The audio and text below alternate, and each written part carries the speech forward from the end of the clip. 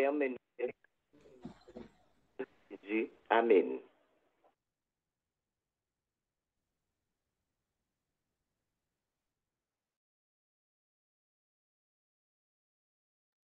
Voilà, nous sommes tous revenus et nous allons donc écouter notre pasteur bien-aimé.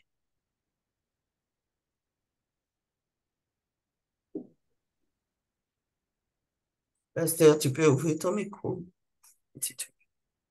Bonjour à tous, merci pour la présentation et je vous souhaite à tous un excellent sabbat, que le Seigneur vraiment vous bénisse et vous fasse du bien. Je sais que pour la Guadeloupe, nous avons la semaine de santé qui va commencer aujourd'hui. Donc, je prie que nous soyons en bonne santé, comme prospère l'état de notre âme, comme dit l'apôtre Jean. Ce matin, effectivement, chers frères et sœurs, nous continuons sur l'instruction du jugement. Et je prie que par la grâce de Dieu, nous puissions prendre conscience combien il est important que nous-mêmes, nous puissions nous préparer, être toujours en préparation, afin que quel que soit ce qui se passe, nous puissions agir en toute tranquillité et en toute fidélité. Je vous invite donc à prier et ensuite nous allons pouvoir entrer dans le sujet ce matin. Éternel, notre Père, notre Dieu, nous voulons te remercier infiniment pour le fait que tu nous permets d'être ensemble et de partager ta parole.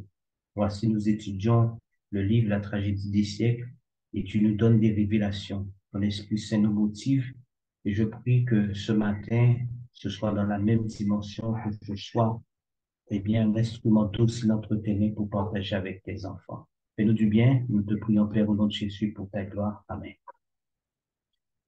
Ce matin, effectivement, chers frères et sœurs, nous abordons une deuxième partie de l'instruction du jugement, ce qui a été révélé au prophète Jean ainsi que Daniel. Ils ont reçu ces révélations et Ellen White va venir dans les années 1800-1900 pour pouvoir approfondir les éléments. Et la tragédie des siècles, nous le rappelons, est je dirais, un résumé, est une synthèse de ce que Dieu a prévu pour la fin des temps. Et donc, cela nous donne vraiment un éclairage profond sur les situations de ce monde. Dieu ne nous a pas laissés sans révélation. Effectivement, la dernière fois, nous avions vu que le jugement commence en 1844 et que dans cette dynamique, on voit l'ancien des jours qui est le Père, on voit le Fils de l'homme qui est Jésus-Christ, qui est aussi l'avocat, et nous voyons des anges qui viennent nous servir, et nous voyons qu'il y a des livres qui sont ouverts. Nous avons dit qu'il y avait dans les registres du ciel plusieurs livres, au moins 4, que nous savons, c'est le livre de vie, le livre de mort, le livre de souvenirs, et aussi les 10 commandements, la loi de Dieu par lesquels nous sommes jugés. Et ce matin, chers frères et sœurs, je vais me concentrer sur un deuxième aspect très important qui est l'instruction du jugement. Effectivement, lorsque nous lisons ce que dit la servante du Seigneur, Ellen White, nous voyons que chaque être humain devra passer en jugement. Il n'y a pas un seul qui passera outre. Cependant, je peux déjà dire qu'il y a ceux qui ne seront pas condamnés, puisque la Bible dit, il n'y a aucune condamnation pour ceux qui sont en Jésus-Christ. Mais cela ne veut pas dire que nous ne ferons pas face au jugement. Dieu fait passer tout le monde devant le jugement. Et là, nous sommes dans l'instruction, c'est-à-dire que Dieu est en train de faire une investigation concernant nos péchés, concernant nos actions, concernant notre façon de faire. Et lorsque nous regardons effectivement, chers frères et sœurs, Ellen White dit que l'instruction du jugement a commencé par les premiers chrétiens, depuis Adam jusqu'à ceux qui sont morts récemment en Christ. Et donc, cela se fera. Maintenant, sur cette dynamique, il faut savoir, chers frères et sœurs, que Dieu attend de nous que nous puissions vivre en relation avec lui profonde. Maintenant, quand nous vivons, c'est important pour vous et pour moi de savoir que Dieu attend que nous puissions être dans la repentance, de la confession. Et ça, je dis que c'est un mal pour le peuple adventiste. Je pense que ça, c'est mon analyse, que nous n'avons pas encore compris le ministère du pardon, la confession, le ministère de la confession. Comment nous devrions confesser nos péchés. Et je pense que Satan nous piège pour certains beaucoup dans le pardon que nous devrions demander et aussi le pardon que nous devrions accorder aux êtres humains. Maintenant, lorsque nous regardons, il faut savoir que dans l'instruction du jugement, Dieu peut pardonner nos péchés, mais il faut qu'il y ait une confession sincère, il faut qu'il y ait un pardon. Et quand vous regardez, Ézéchiel le dit, si le juste se détourne de sa justice, s'il commet l'iniquité, on ne lui tiendra pas compte d'aucun des actes de justice qu'il aura accomplis. Pourquoi? C'est-à-dire que si, dans ces conditions, Hélène White le dit, que quand un dossier indique des péchés non confessés et non pardonnés, le nom est radié du livre de vie et l'inscription des bonnes actions est effacée dans le livre de mémoire. En d'autres termes, ce qu'il faut bien comprendre, nous pouvons avoir été dans l'Évangile toute notre vie, mais si nous avons des péchés non confessés, eh bien, nous perdrons tout. Et c'est pourquoi, mes frères et sœurs, je commence par vous le dire, il y aura de grosses surprises dans le ciel. Des personnes, des fois, que nous pensions qu'ils seraient sauvées parce qu'on les a vus faire, mais il y a un passé, il y a un passif. Et ces personnes n'ont jamais pris le temps de confesser réellement, reconnaître leur faute. Et parce que le temps s'est écoulé, on a cru que, eh bien, c'était terminé. Mais non, Dieu note. Et ce que j'ai aussi vu, mes frères et sœurs, dans cette dynamique, c'est que si nous sommes dans la dynamique du retour de Jésus et avant son retour, l'instruction du jugement doit se faire. Ça veut dire que tout cela doit se faire pour les vivants et les morts, ce sera déjà fait. Donc, ce qui veut dire qu'à un certain moment, nous les vivants, nous serons scellés. On ne pourra plus changer de position de notre vivant. Si nous sommes vivants, je parle pour moi-même si nous sommes vivants. Mais nous ne pourrons plus changer de position. Maintenant, ce qu'il faut savoir, c'est que la manière dont Dieu gère les repentis et les péchés, c'est à la manière du sanctuaire qui nous a été révélé par Moïse. Et on voit bien qu'il y a un souverain sacrificateur qui vient et qui présente le péché du peuple. Et ça, c'était une fois par année, le grand Yom Kippour. Et quand le peuple, ses péchés étaient vraiment pardonnés, le Yom Kippour donnait naissance à ce qu'on appelle une Shekinah. Dieu acceptait de pardonner son peuple. C'est pourquoi, mes frères et sœurs, il est important pour vous et pour moi d'être sûrs que quand nous venons à Dieu, que nous sommes sincères. Dieu n'attend pas à ce que nous soyons, on cherche à faire des choses extraordinaires. Si tu as péché, dis que tu as péché. Ne rigole pas avec Dieu, c'est pas un être humain. Il sait ce qui se passe. Et c'est là que je voudrais mettre un accent particulier, mes frères et sœurs, sur le ministère des anges. Et là, j'ai été très choqué, j'ai été très interpellé. Nous ne pouvons pas savoir comment les anges souffrent. Les anges de Dieu, je parle, mais combien aussi leur tâche est difficile. Vous savez, quand nous regardons, nous voyons que les anges, ils écrivent tout, bien comme mal. Ils sont avec nous tous les jours. Nos pensées plus intimes comme nos pensées ouvertes, ils écrivent tout. Ce sera soit pour notre accusation, soit pour notre justification. Et donc, c'est pourquoi il est important pour vous et pour moi de ne tomber dans aucun piège.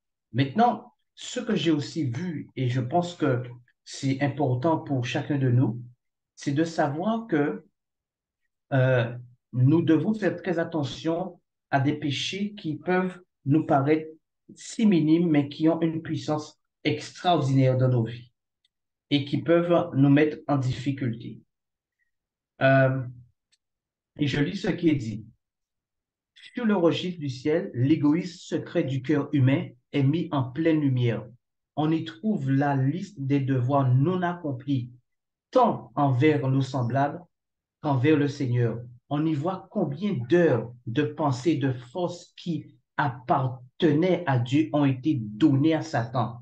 C'est une lamentable documentation que les anges accumulent.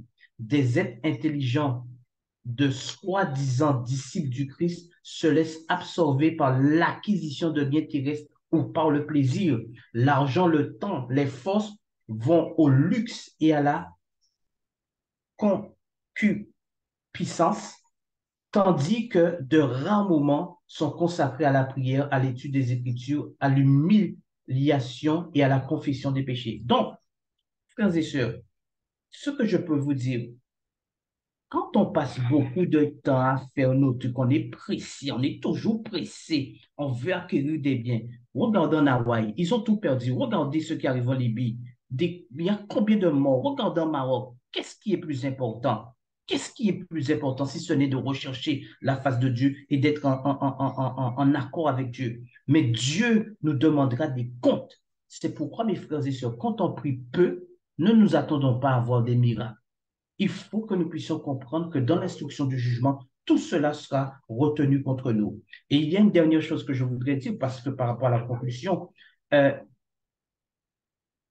il y a quelqu'un qui lutte contre nous, et ça, je l'avais compris. Satan s'arrange pour que nous ne puissions jamais confesser nos fautes. Il s'arrange pour que lorsque nous avons une tendance à vouloir dire, mais je reconnais que je n'aurais pas dû, on peut trouver des personnes, on peut trouver des situations, mais non, mais qu'est-ce que tu racontes là? Mais non, tu as fait ça, c'est fini. Non, vaut mieux être sûr que le pardon est accordé que de ne pas demander pardon. Bon, demandons pardon par défaut, s'il le faut, que de ne pas demander pardon. Parce que Satan, il lutte contre nous. Et dans l'instruction du jugement, mes frères et sœurs, malheureusement, beaucoup d'entre nous se feront piéger par Satan parce qu'il nous aura fatigués. Et il y a une chose aussi, le temps pourra jouer contre nous. Certaines personnes pensent qu'ils ont fait une faute il y a 50 ans et que bon, c'est passé, on oublie ça, on avance. Si tu ne l'as pas confessé il y a 50 ans, c'est écrit dans le livre de péché et tu peux perdre ta vie éternelle. C'est pourquoi il faut demander à Dieu aussi des fois, lorsque nous prions, de nous révéler nos fautes passées. Sinon, lors du jugement, nous pouvons être en difficulté. Voilà ce que j'ai pu retenir dans cette partie. Il y aura une troisième partie sûrement là-dessus pour pouvoir avoir les éléments. Mais en résumé, n'oublions pas que nos péchés sont devant l'Éternel, nos bons actes sont devant l'Éternel, que les anges de l'Éternel sont en train de les inscrire. Si nous confessons nos péchés, Jésus nous pardonne, nous sommes libérés. Si nous ne confessons pas, nos noms seront effacés du livre de vie et nous devons savoir en dernier lieu que Satan fait tout pour que nous ne puissions pas confesser nos péchés, pour que lors du jugement, nous soyons perdus. Donc, à nous de réfléchir, que Dieu nous aide dans ce sens. Prions. Éternel, notre Père, notre Dieu, nous voulons te remercier pour ta présence parmi nous et le fait que tu nous permets de comprendre combien il est important de ne pas demeurer dans le péché, de ne pas donner du temps médiocre à ta parole ni à la prière, mais que nous devons vraiment te chercher et confesser nos fautes, être dans la repentance la plus totale, marcher selon les principes de la parole pour que lorsque l'instruction du jugement se fera et que notre nom passera, pour que Jésus puisse dire, mon enfant, mon fils, eh bien, mon frère, je lui pardonne parce qu'il a confessé tous ses péchés et que le nom puisse rester inscrit dans le livre de vie. Donne-nous de comprendre que ce jugement a commencé depuis 1844 et que nous sommes dans une phase que très bientôt Jésus va sceller ce moment et personne ne pourra prendre aucune décision. Merci encore pour ce groupe de prière 24/7 dans le monde entier. Bénis chacun de nous et accorde-nous ta paix et donne-nous de passer un sabbat sous ta protection bénie. Au nom de Jésus, nous te prions pour ta gloire. Amen. Amen. Amen. Amen. Amen. Amen. Amen, amen, Nous pouvons dire merci. Amen. Amen. Merci à Dieu de nous avoir rappelé combien qu'il est important de rester attaché à lui. Et, je vous souhaite un bon sabbat et nous laissons donc la place à l'équipe suivante. À bientôt. À bientôt. Amen. À Bon bientôt. sabbat. Bénédiction. À très bientôt. À Ça bientôt. va. À bientôt.